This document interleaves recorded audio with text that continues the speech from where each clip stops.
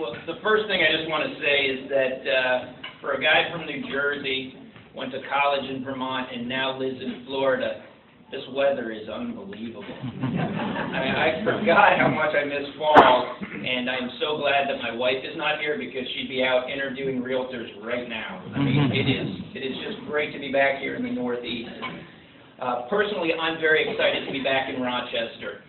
In my 9 years with the LPGA, I've had the good fortune to be in Rochester many times and know what a great golf town it is, but also what a great supporter of women's golf this community is.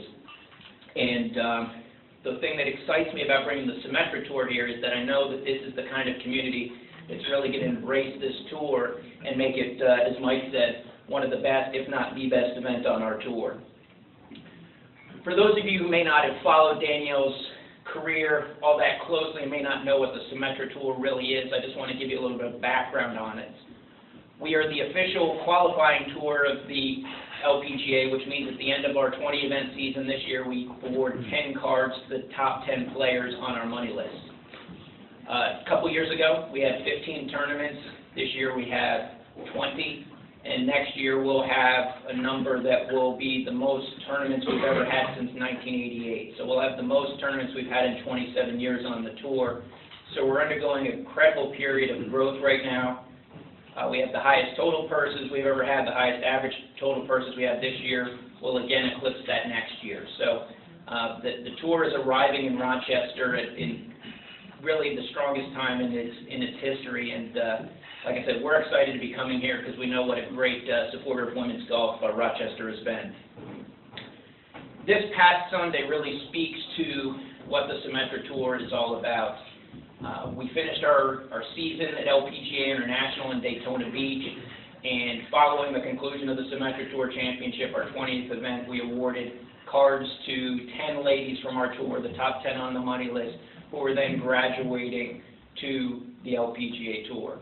And for anybody who's there as a part of that ceremony, it's an extremely special moment. You have these young ladies who have dreamed their whole life of playing on the tour, their families are there, and it's a very emotional time. It's very cool to be a part of it, and that's really what the folks here in Rochester have the opportunity to do, is be a part of allowing these young ladies, many of whom are here today, who've played on this tour and graduated to the LPGA Tour, many of who are still members of our tour, but really allowing them the opportunity to chase their dreams just like Danielle did.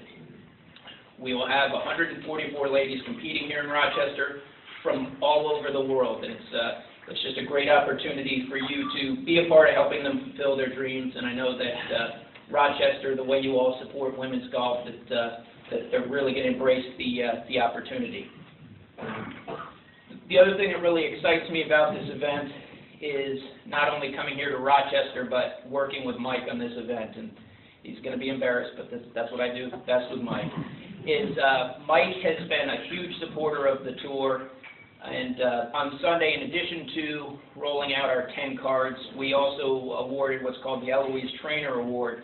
It's an award that's named after the founder of the Futures Tour, who founded the tour 35 years ago and ran it for 20 years before retiring. And it's given to an individual organization who makes a huge contribution to women's golf. And organizations like the Executive Women's Golf Association have won it in the past. And midway through this year, even before this was even conceptualized, we got together and said, with the committee, and said, who do you think should win this award this year? And more than one person came and said Mike Vidala. It was probably the shortest meeting I've ever had at the LPGA.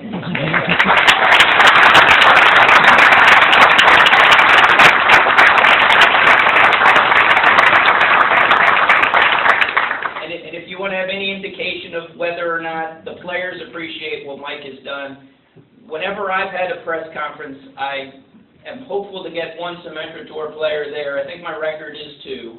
And when Mike has a press conference, he has 8, which is inclusive of LPGA Tour players as well. So when, I'll tell you what, if I had 25 events on this tour that Mike Vidala was running, I'd have the easiest job in America. So we're just so excited to be coming here to Rochester. When you look at really the pieces that we have in place, I was fortunate enough to go out, tour the golf course this morning, It's a fantastic golf course, and if you don't believe me, ask the players. This is going to be one of the best golf courses we play all year on tour.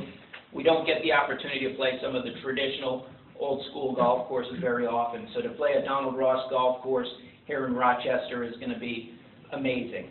Coming to a golf town that embraces women's golf like Rochester is going to be amazing. Working with Mike, and then obviously honoring Danielle's memory. So all of the pieces are in place for a fantastic event, and I'm just looking forward to coming back here next July to be a part of it. Thank you very much.